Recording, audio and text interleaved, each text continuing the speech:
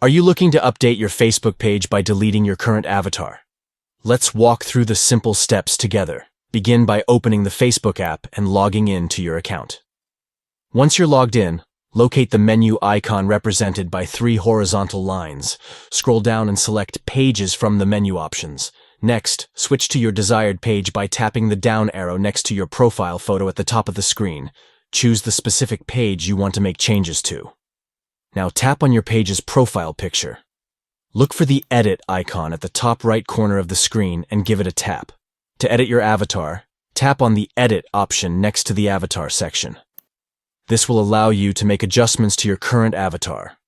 To proceed with deleting the avatar, tap on the 3 dots located at the top right corner of the screen. Then, select Delete Avatar and confirm your decision when prompted. Congratulations! You have successfully removed the avatar from your Facebook page. Keep exploring and enhancing your online presence with these easy-to-follow steps.